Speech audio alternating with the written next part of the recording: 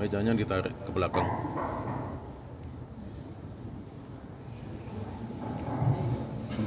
Bismillah. A'udzubillahi minasyaitonirrajim. Bismillahirrahmanirrahim.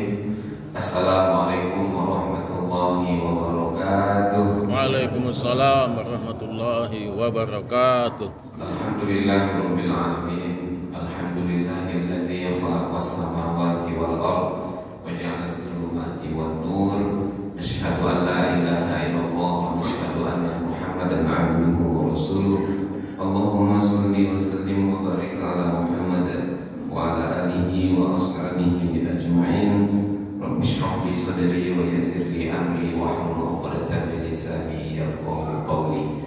Ayah ibu, orang tua kami, alim ulama, jadi pandai, tokoh masyarakat, abang kakak serta adik-adik yang kami sayangi, kami doakan semoga kita semua senantiasa dalam keadaan sehat walafiat. Allah beri kita rezeki yang penuh berkah, melimpah ruah, dan kemudian semoga Allah kokohkan iman istiqomah kita sampai nanti kita kembali menghadap Allah Subhanahu wa Ta'ala. Amin. Amin. Ya Rabbal Alamin.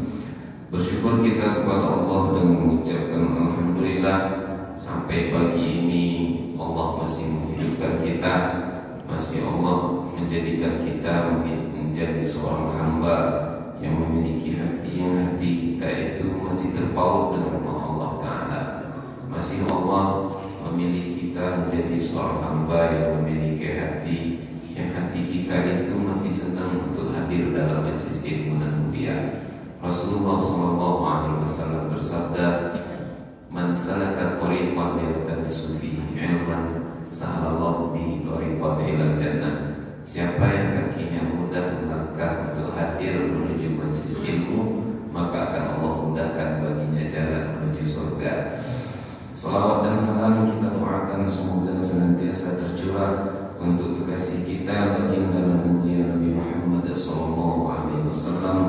Mudah-mudahan seiring dengan banyaknya kita berselawat kepada Rasulullah, kelak di hari kiamat Rasulullah berkenan memberikan syafaatnya kepada kita semua. Ibu, orang tua kami yang kami muliakan, kita awali pertemuan kita pagi ini dengan sama-sama membaca surat Al-Fatihah. Boleh? A'udzu billahi minasy syaithanir rajim. Bismillahirrahmanirrahim. Alhamdulillahi rabbil alamin. Ar-Rahmanir Rahim. Maliki yaumiddin. Iyyaka na'budu wa iyyaka nasta'in.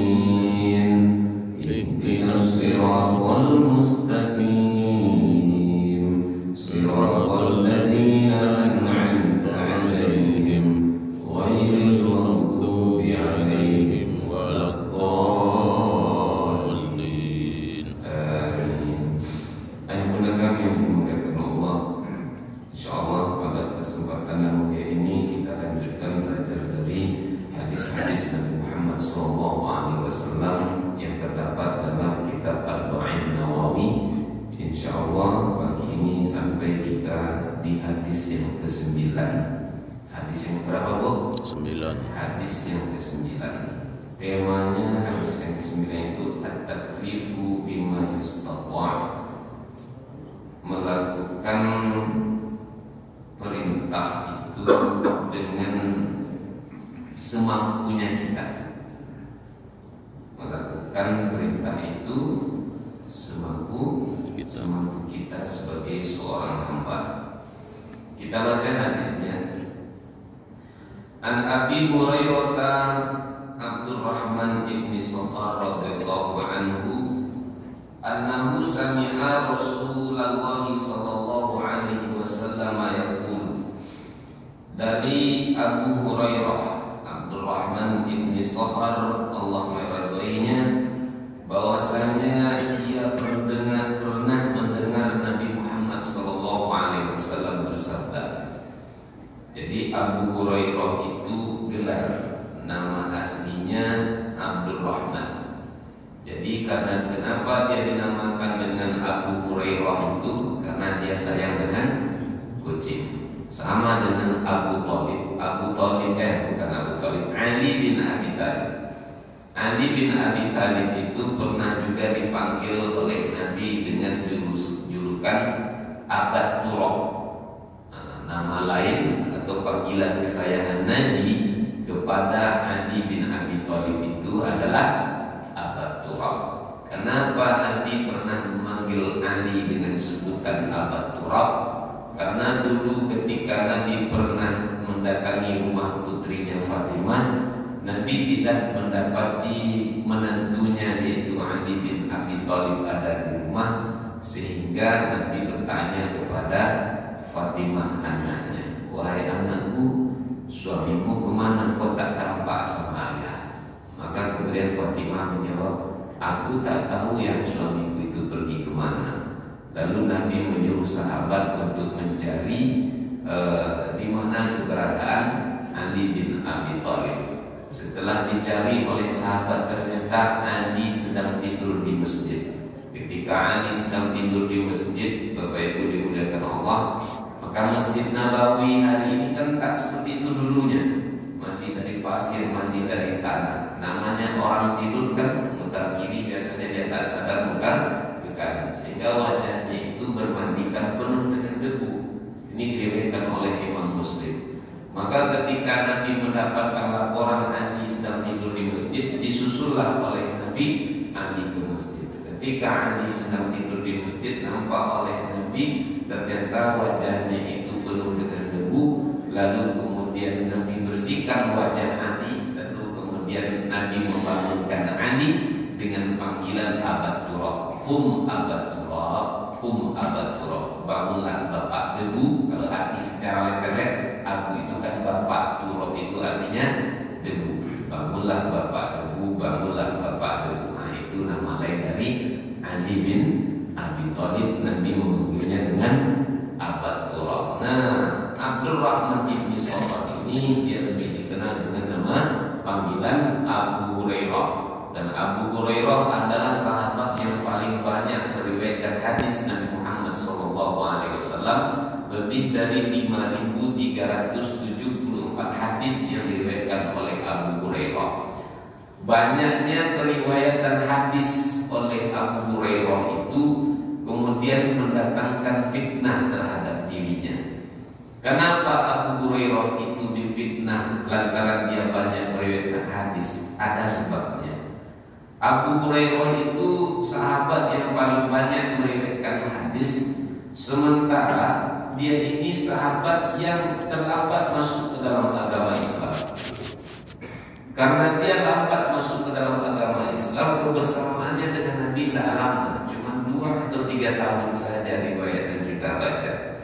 Ini yang mendatangkan fitnah. Kok bisa Abu Hurairah itu paling banyak meriwayatkan hadis, padahal dia kan terlambat masuk ke dalam agama Islam, dan lagi pun dia cuma sebentar bersama Nabi, 2 atau 3 tahun. Ternyata ayah bunda, sekalipun dia terlambat masuk ke dalam agama Islam, kebersamaannya dengan Nabi hanya sebentar sekali, itu tak menjadi alasan bagi Abu Hurairah untuk tidak mengenal hadis-hadis Nabi Muhammad SAW. Tapi lagi-lagi yang fitnah itu selalu didapati oleh Abu Hurairah, khususnya serangan demi serangan yang dilancarkan oleh kelompok-kelompok orientalis. Orientalis itu orang yang belajar Islam tapi tujuannya untuk merusak Islam. Ayat yang paling pertama turun kan surat Al-Alaq, tapi kalau kita buka Al-Quran, nah ada surat Al-Alaq di situ. Kita tengok, kita buka Al-Quran yang paling pertamanya Surat Al-Fatihah. Nah, itu antara kerja-kerja orang orientalis itu. Nah, berarti Al-Quran yang sekarang itu tak orientir lagi. Padahal dalam hadis Nabi, tengok kitab Sahih Bukhari, bab pertama itu bab Bada'ul Wahyi, wahyu yang paling pertama turun. Maka dalam Sahih Bukhari, wahyu yang paling pertama turun dijelaskan apa? Surat Al-Alaq. Nah, Al-Quran kita sekarang kok justru Al-Fatihah. Nah, ini contoh kerja-kerjanya kelompok orientalis. Dia belajar Islam, dia kuasai ilmu Islam, tapi tujuannya untuk merusak pemikiran umat Islam. Nah, itu tadi dimuliakan Allah. Obatnya di mana nih kerjaan orientalis yang mengatakan seharusnya ayat yang pertama itu kalau kita buka Al-Quran tentu surat Al-Alaq. Maka ini selesai oleh hadis yang diriwayatkan oleh Ibnu Abbas. Kata Ibnu Abbas, setiap kali ada ayat yang turun, Nabi akan memanggil sahabat-sahabat. Apa kata Nabi? Du'u hadhihi surah fil mawdi'i allati yuzkaru fiha kada wa kada. Sahabatku, ayat ini taruhnya di sini ya. Ini posisinya di sini ya. Ini letaknya di sini ya. Jadi sebagaimana Al-Quran dulu ada di Lauh Mahfuz, seperti itu juga Al-Quran kita yang hari ini, cuma turunnya saja yang berbeda-beda. Ada yang ada asbabun nuzulnya, ada yang tak pakai asbabun nuzulnya. Berkaitan dengan Abu Hurairah banyak meriwayatkan hadis. Salahkah itu? Bukan satu hal yang salah. Mustahilkah Abu Hurairah banyak meriwayatkan hadis? Bukan satu hal yang mustahil. Contoh ada kita yang berusia 50 tahun di sini? Banyak. Ada? 60 tahun ada? 70 tahun ada? Ada. 50 ada, 60 ada, 70 tahun pun ada. Pertanyaannya, sudah hafal Quran 30 juz? Belum. Tidak. Juz 30? Adalah sedikit. Ujung juz 30 sudah hafal? Sudah. Sudah. Tes dulu mau coba. Sudah. Walam yakul lahu kufuwan ahad. Ayat sebelumnya apa bunda? Mana Qul huwallah? Qul huwallah itu ayat pertama. Lam. Walam yakul lahu kufuwan ahad. Kalau begini, main dulu jadi kita kemarin. Fasalli li rabbika wanhar. Ayat sebelumnya.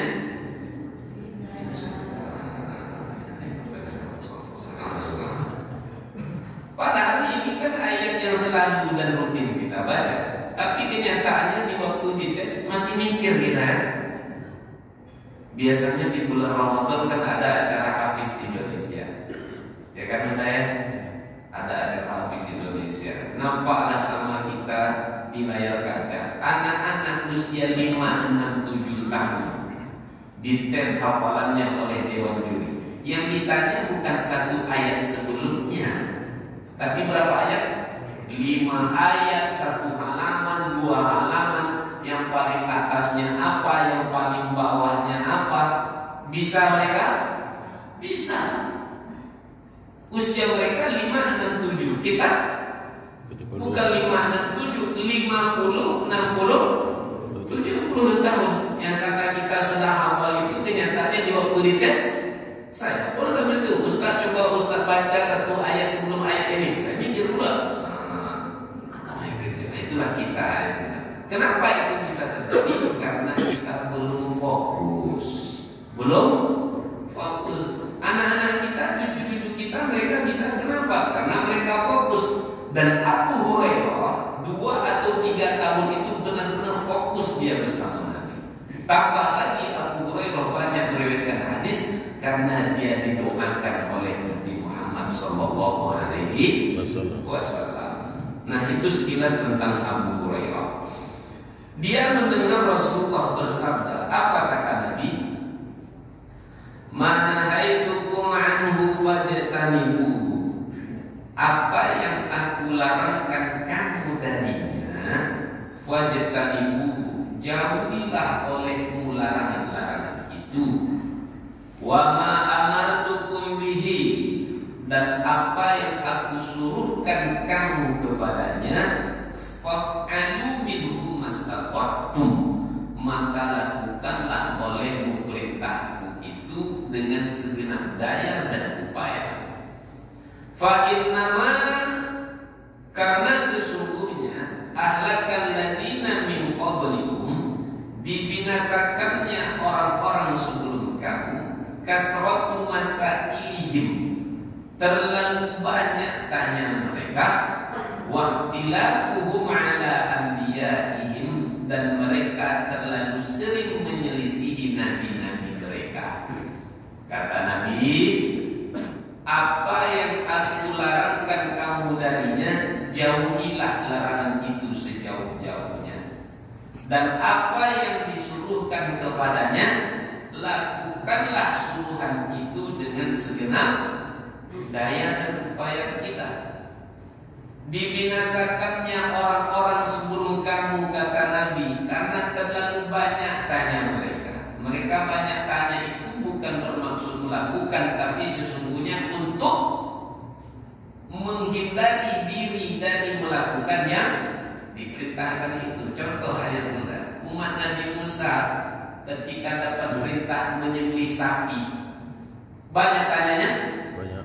Warnanya apa, bentuknya seperti apa, sudah pernah dipakai untuk membaca atau belum. Dia bertanya sebenarnya karena tak mau melakukannya. Dibinasakan orang-orang sebelum kamu, terlalu banyak tanya mereka. Jadi terlalu banyak tanya itu tak bagus juga. Apalagi menanyakan hal-hal yang tak penting. Ustaz, ya Nabi Adam menikah dengan Siti Hawa, Pak Kuanya siapa Pak Ustaz? Pak Kuan Nabi Adam ditanya. Wahtilafuhum ala anbiyaihim, karena mereka terlalu sering menyelisihi nabi-nabi mereka. Ayat Nabi muliakan Allah. Poin pertama Nabi katakan, apa yang aku larangkan kamu jauhi, apa yang kamu suruhkan lakukan dengan segenap daya dan upaya. Satu prinsip yang harus kita pahami dan harus kita yakini, ayat Nabi muliakan Allah. Setiap yang namanya perintah itu pasti baik. Setiap yang namanya larangan, kalau dilakukan pasti mendatangkan keburukan. Yakinlah kita akan hal itu. Perintah pasti baik, larangan pasti buruk. Di balik setiap perintah pasti banyak kebaikan, dan di balik yang namanya larangan, di situ pasti banyak keburukan. Maka ketika ada perintah Allah, lakukan. Kalau ada larangan Allah dan Rasulnya, tinggalkan. Tidak perlu kita ragu akan hal itu. Kenapa? Perintah baik, larangan pasti buruk. Ustaz, bagaimana kalau perintahnya itu berat? Lakukan saja. Kalau perintahnya tak masuk akal, lakukan saja. Sami'na wa ata'na. Di balik perintah pasti banyak kebaikan. Contoh ayat yang dimuliakan Allah. Kalau kita tengok Al-Quran, kalau kita baca Al-Quran, banyak ketetapan-ketetapan, perintah-perintah yang tak masuk akal dan kemudian beratnya luar biasa. Mana contohnya? Nabi Nuh dapat perintah buat kapal. Orang yang tinggal di tengah gurun dapat perintah buat kapal. Masuk akal? Tidak. Ringan atau berat? Berat. Kalau Nabi Nuh tinggalnya di pinggir sungai Siak, di pinggir sungai Kampal, disuruh buat kapal, masuk akal? Masuk akal.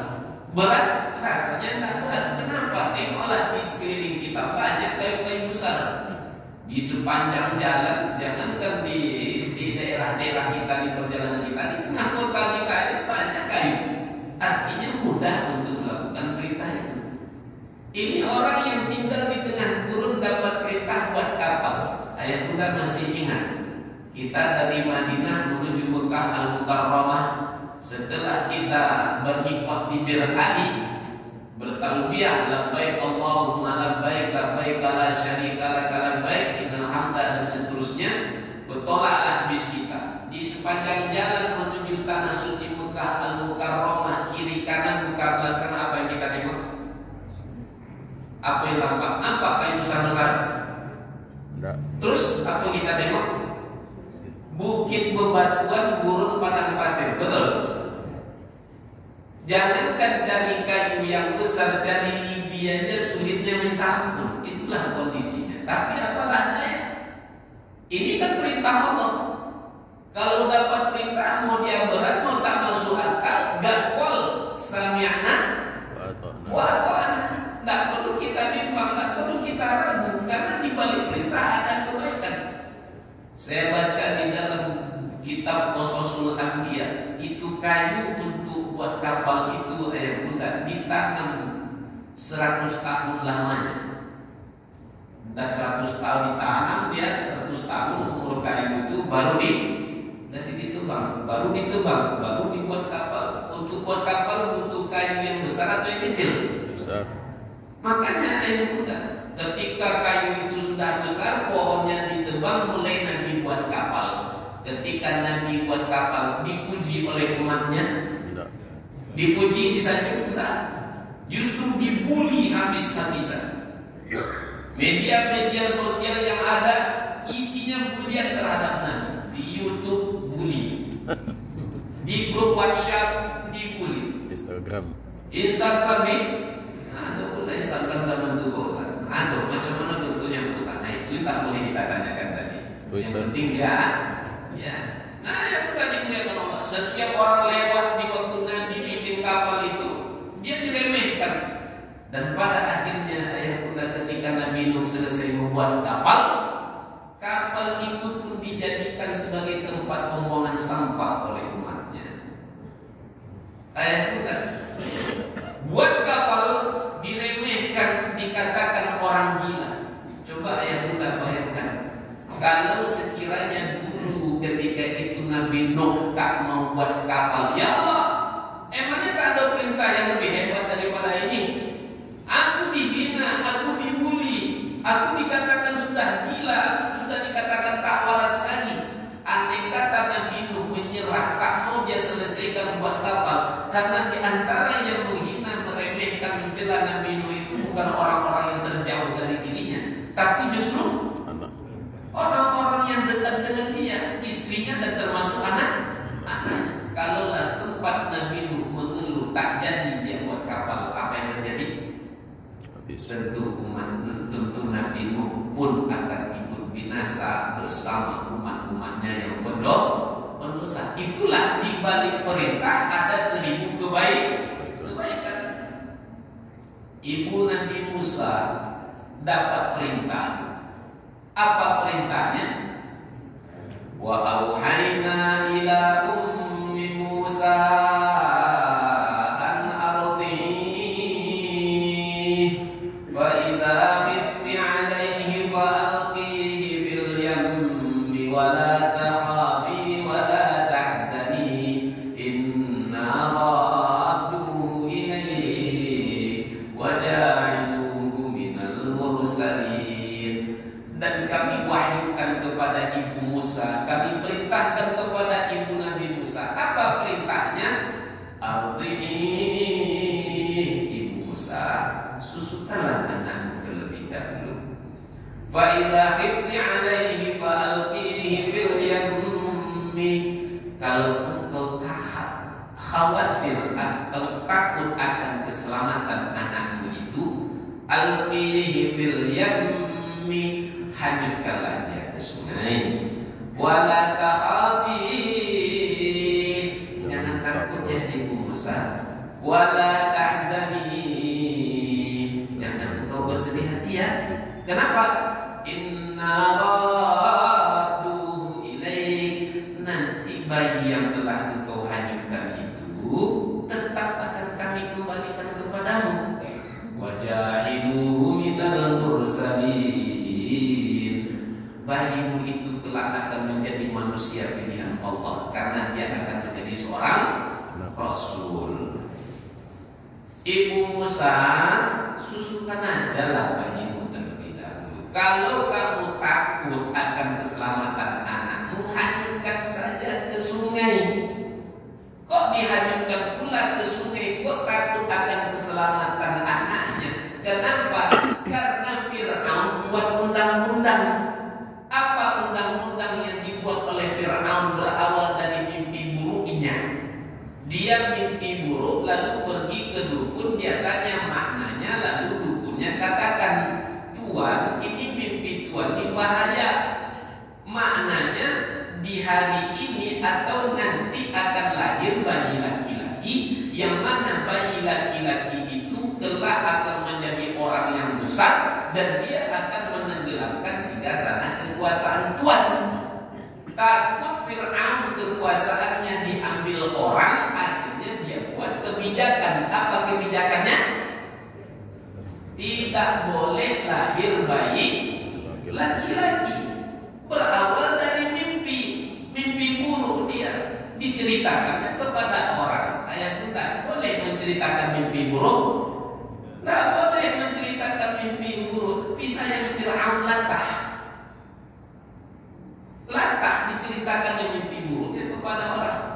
Kita pun tak boleh menceritakan mimpi buruk, tapi kadang-kadang ada juga orang yang latah. Itulah kalau aku mimpi buruk tadi malam. Aku mimpi giling cabai. Pas giling cabai itu ada pacak cabai itu ke mata aku. Apa maknanya Pak itu kan? Suamiku selingkuh kayak itu katanya. Hancurlah rumah tangga orang itu. Mimpi buruk tak boleh diceritakan. Sunnahnya apa? Ganti posisi tidur kita, kemudian meludah ke sebelah kiri agak 3 kali. Ingat itu meludahnya cuma isyarat saja, mudah. Jangan pula nanti pahami pula. Berarti kalau meludah sedikit ini tak afdol nih. Meludah yang afdol banyak-banyak. Mudah kumpulkan air meludah banyak-banyak, kemudian meludah 3 kali sebelah kiri. Ternyata di sebelah kiri, suaminya butuh bapak tengah malam jadinya. Nah, yang benar dimuliakan Allah. Dibuatnya undang-undang tidak boleh lahir bayi laki-laki. Ngapakah pada akhirnya ibu Nabi Musa hamil, dia khawatir, kekhawatirannya itu semakin memuncak kapan? Ketika Nabi Musa hadir ke dunia. Nabi Musa hadir ke dunia disusukan. Biasanya anak kalau sudah disusukan kenyang, dia akan tidur. Kalau dia nanti haus, nangis. Disitulah ketakutan ibu Nabi Musa. Oleh karenanya ayah bunda di tengah kekhawatiran yang melanda, maka Allah katakan hanyutkan ke sungai supaya dia selamat. Hanyutkan ke sungai. Ini yang menjadi masalah ayah bunda. Perintah yang berat Tuhan. Ibu melahirkan supaya anak ibu itu tak kelaparan, supaya anak ibu tak mati. Hanyutkan ke sungai siap kata Allah. Mau ibu? Tidak. Hah? Ini bukan sungai sepanjang sembarang sungai. Sungai Nil, sungai terpanjang di dunia. Bagaimana kalau peti itu kemudian nanti terdampar di tengah-tengah buaya yang kelaparan, dikunyah-kunyahnya? Bagaimana kalau dia hanyut sampai ke negeri yang jauh? Potensi selamatnya ada? Tidak ada potensi selamatnya. Tapi apalah daya, ini perintah. Ma'amartukum bihi fa'alu minhu mastata'tum. Apa yang disuruhkan lakukan dengan segenap daya dan upayamu. Di balik perintah pasti mendatangkan banyak kebaikan. Akhirnya dihanyutkan. Harapan dihanyutkan itu supaya dia selamat dan jauh dari Fir'aun. Kenyataannya dengan dihanyutkan semakin jauh dia dari Fir'aun, Pak. Dekat. Semakin jauh. Bukannya semakin jauh, tapi justru semakin dekat. Bayi yang dihanyutkan itu muaranya mana? Di dalam istana Fir'aun. Nah, itulah skenario Allah. Allah kan berjanji mengembalikannya di cerita ini. Allah berjanji menyelamatkan. Ayat bunda. Singkat cerita, Nabi Musa masuk ke dalam istana Fir'aun. Ketika dia masuk ke dalam istana, dibuka petinya, Fir'aun nampak ternyata bayi yang ada di situ jenis kelaminnya laki-laki. Senang Fir'aun, Pak? Tidak. Senang Fir'aun? Fir'aun murka. Dia ingat akan mimpinya. Ini jangan-jangan ini tafsir mimpi gue ini. Dia ini nanti yang akan menenggelamkan kekuasaannya. Diambilnya pedangnya, lalu kemudian dia bersiap mencincang Nabi Musa alaihissalam. Sebelum dia mencincang Nabi Musa, apa katanya? Ini orang yang akan menghambat aku di 3 periode nanti ini katanya. Ini orang yang akan menghambat aku maju 3 periode. Cepat Fir'aun. Bapak Ibu yang dimuliakan Allah Subhanahu wa taala. Lalu kemudian cepatlah datang Asiyah. Lalu apa kata Asiyah istrinya? La taqtulu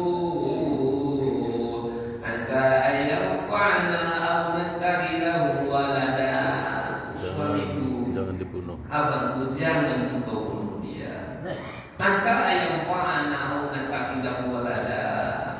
Ini anak kelak akan mendatangkan manfaat dan alangkah baiknya kita jadikan dia ini sebagai anak kita sendiri. Itu cara Allah menyelamatkan Nabi Musa.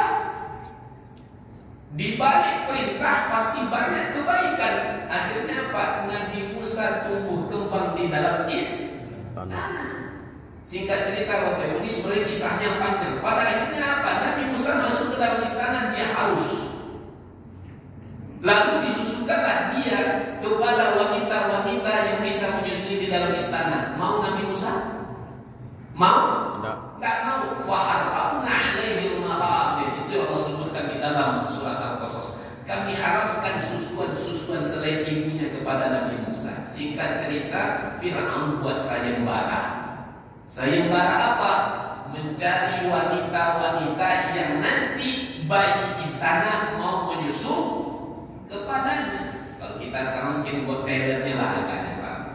Buat talent mencari orang-orang yang berbakat. Singkat cerita, informasi istana sedang mencari bayi masuk ke dalam grup WhatsAppnya ibu Nabi Musa.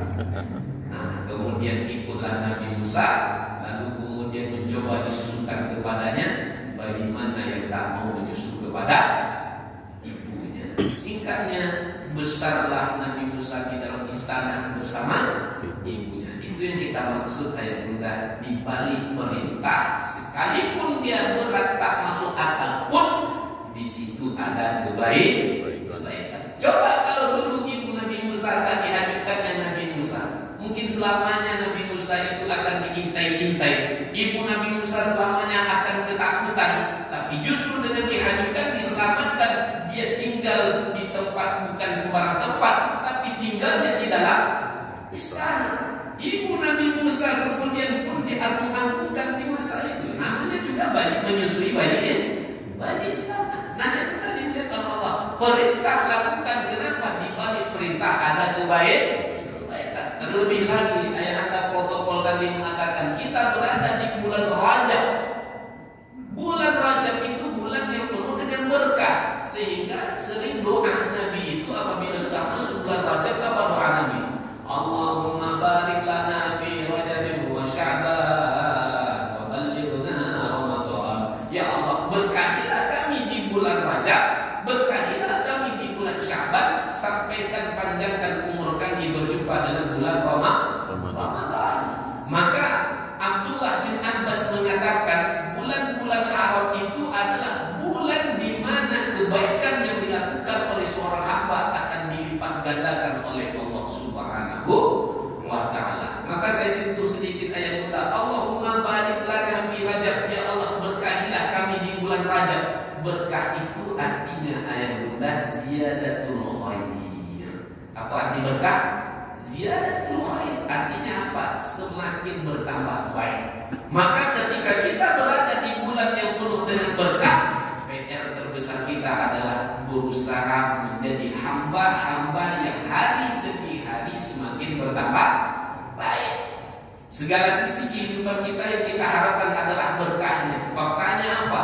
Semua yang kita minta dari berbagai sisi adalah berkah. Contoh apa? Anak yang kita harapkan apanya? Berkahnya. Rezeki yang kita harapkan apanya? Berkahnya. Pertemuan yang kita harapkan apanya? Berkahnya. Pernikahan yang kita harapkan apanya? Berkahnya. Rezeki yang kita harapkan berkahnya. Allahumma rabbana inna nas'aluka salamatan fid din wa 'afiyatan fil jasadi wa ziyadatan fil 'ilmi wa barakatan fil rizqi. Anak yang kita harapkan apanya? Berkahnya. Sehingga ketika ada orang dapat anak, doanya apa? Barakallahu fil maulud wal mawhub dan seterusnya. Berkah. Pertemuan yang kita harapkan apanya? Berkahnya juga. Apa doa ketika kita berjumpa? Assalamualaikum warahmatullahi wabarakatuh. Pernikahan yang kita harapkan apanya? Berkahnya juga. Sehingga ketika kita hadir dalam pesta pernikahan, doa yang kita baca apa? Barakallahu lakuma wa baraka alaikuma wa jama'a bainakuma fi khair. Nasyid Mahir Zain. Barakallahu lakuma wa baraka alaikuma wa jama'a bainakuma fi khair. Ketika kita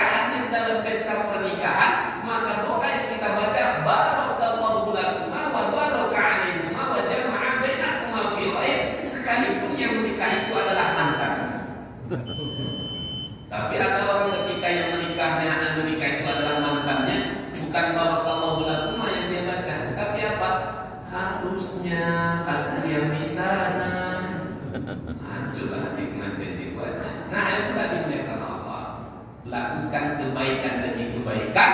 Kenapa? Di bulan yang penuh dengan berkah, di bulan Rajab ini, amal ibadah kita akan dilipat gandakan oleh Allah Subhanahu wa Ta'ala. Maka perintah lakukan, di balik perintah ada kebaikan. Sebaliknya kata Nabi, mana haitukum anhu fajtanibuhu, apa yang aku larangkan kamu darinya jauhilah olehmu sejauh-jauhnya. Ayat itu Nabi mengatakan Allah. Apa larangan Allah, larangan Rasulullah? Contohnya apa? Iri. Apa contohnya, Bu? Iri. Boleh kita iri? Tidak. Nabi telah ingatkan, iyyakum wal hasad, fa innal hasad ta'kulul hasanat kama ta'kulun narul hatab. Hati-hatilah kamu dengan perkara iri atau dengki, kata Nabi. Kenapa? Karena iri dengki dapat memakan segala kebaikan sebagaimana api yang memakan kayu bakar. Iri memakan segala kebaikan sebagaimana api yang memakan kayu bakar. Ibu iri melihat bapak sering berbakti kepada kedua orang tuanya. Perhatian bapak kepada kedua orang tuanya. Hasad, amal bisa hilang. Ibu iri melihat bapak terlalu sayang kepada adik perempuannya. Setiap jumpa dengan adik perempuannya dipeluknya. Ya namanya kadang-kadang orang kan jaraknya dengan adiknya terlalu jauh. Ya kan? Sehingga kadang-kadang sih, abang mesra betul aku tengok dengan adik abang itu, kawin aja lah abang dengan adik abang itu. Iri yang tidak pada tempatnya itu dapat memakan segala. Abang ini sikit-sikit ayahnya, abang ini sikit-sikit ibunya. Begitu juga pun sebaliknya, iri kita, segala amal soleh kita akan sirna, sia-sia di mata Allah Ta'ala. Sama seperti api yang memakan kayu bakar. Tamsilannya api yang memakan kayu bakar. Disebutkan Nabi, api yang memakan kayu bakar. Tadi telah kita sebutkan, di sepanjang jalan apa yang kita tengok tadi dari Madinah sampai ke Makkah, bukit bebatuan, gurun padang pasir. Maknanya apa? Murah cari kayu di situ, mudah cari kayu. Mudah cari lidi di situ, sulit. Artinya apa? Mengumpulkan amal soleh itu sulit. Mengumpulkan amal soleh itu payah. Sholat tahajud mudah atau susah? Ya mudah. Mungkin bagi saya yang iman masih lemah nih, kadang-kadang terasa sulit. Untuk sholat tahajud itu kadang-kadang alarmnya harus 10. Bunyi alarm pertama, 5 menit lagi lah. Bunyi alarm kedua, 10 menit lagi lah. Ujung-ujungnya kadang-kadang di malam itu tak sholat tahajud sama sekali. Sudahlah sholat tahajud tidak, subuh pun terlambat. Itu yang saya maksud contoh mengumpulkan amal soleh itu sulit. Majelis ilmu ini sulit tak ya mudah? Sulit tak majelis ilmu? Kalau tak majelis ilmu itu mudah, saya yakin masjid kita ini pasti akan penuh, tak akan muat-muat masjid kita. Kita yang sudah duduk dalam majelis ilmu ini pun terasa berat. Kok berat? Kalau tak majelis ilmu itu ringan, saya yakin ayah kita akan kesana-sana duduknya. Amal soleh itu berat. Puasa Senin Kamis itu mudah atau berat? Berat. Melakukan amal soleh itu berat, sama seperti mengumpulkan kayu bakar tadi. Tapi ketika kayu sudah terkumpul, amal soleh sudah terhimpun, semuanya ketika datang api, ketika datang iri, dalam sekejap mata kayu tadi sirna menjadi api. Dalam sekejap mata amal soleh kita sirna karena apa? Karena iri. Makanya Nabi katakan, kalau ada larangan apa kan? Jauhi. Jauhi iri, jauhi zina, wala taqrabuz zina. Jangan kamu mendekati zina. Mendekatinya aja tak boleh, apalagi sampai berzina. Viral di media sosial, viral di grup WhatsApp kita. Apa dianya? Ratusan siswi di salah satu kabupaten yang ada di Indonesia hamil di luar nikah. Baca informasinya itu ya benar? Ya. Ratusan siswi hamil di luar nikah.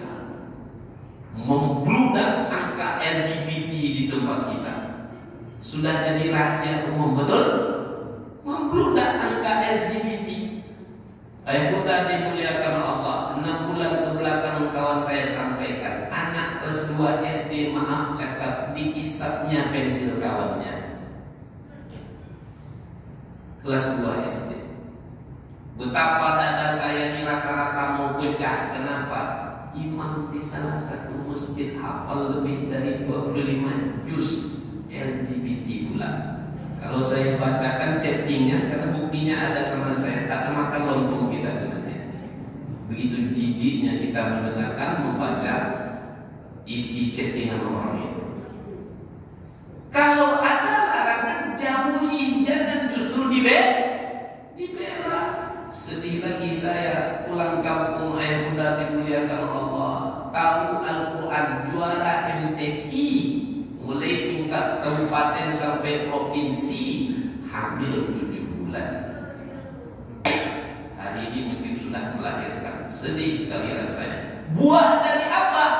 Mendekati yang dilarangkan oleh Allah Ta'ala. Jangan dekati zina, tapi dia mendekati juga. Berawal dari apa? Pacaran. Makanya bunda jaga anak kita, jangan dikasih kesempatan mereka untuk pacaran.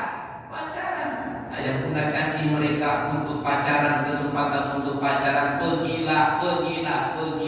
Artinya ayah bunda punya saham dalam kemaksiatan yang mereka lakukan. Ingat Allah telah katakan, ku anfusakum wa ahlikum naro, jagalah dirimu dan keluargamu dari siksa api neraka. Kenapa dilarang berzina?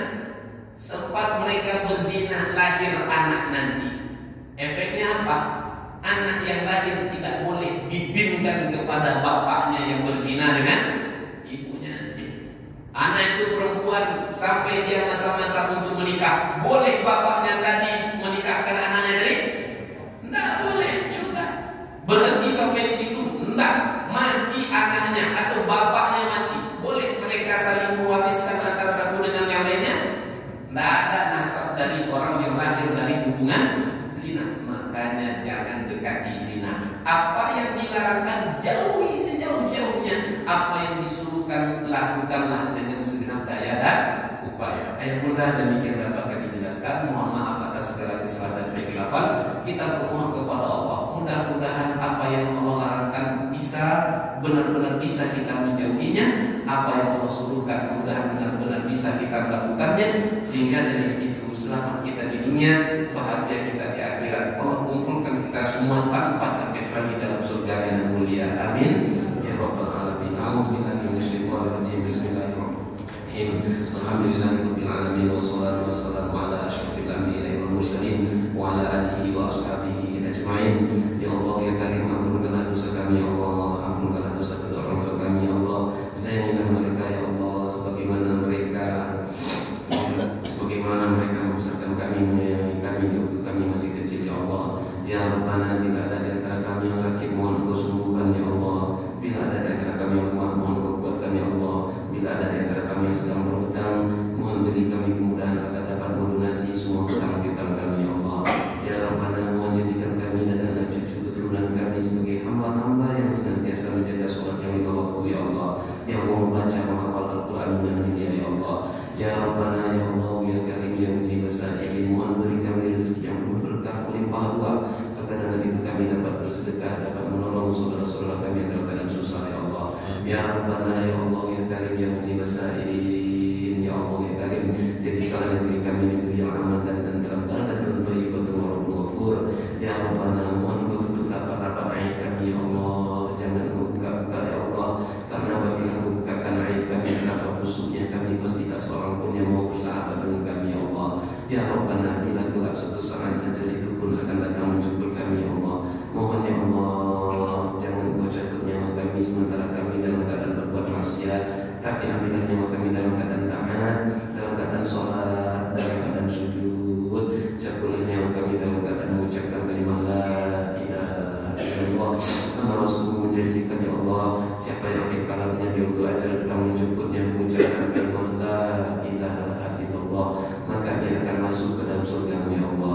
Allahumma rabbana atina fid dunya hasanah wa fil akhirati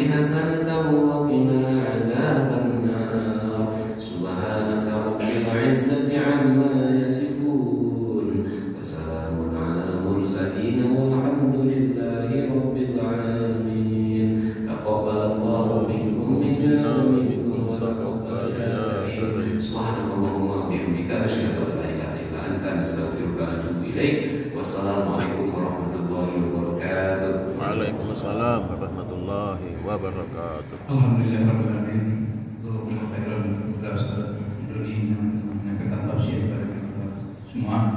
Semoga tausiah dengan hadis tadi sami'na wa ata'na, semoga kita bisa mempelajari Al-Qur'an dan berguru cara kesempatan dalam mencari ilmu. Mudah-mudahan kita bisa bermanfaat. Jangan kita sami'na wa ata'na atau sami'na wa kafar wa kufurna. Jangan kita dengar dan kita ragu-ragu, jangan kita dengar dan kita kafir setelah itu. Mudah-mudahan pernyataan tausiah tadi bisa mengantarkan kita pada kebaikan. Baiklah, ada sepatah kata daripada Pak Ketua TKR, pada Pak Joner, kami persilakan.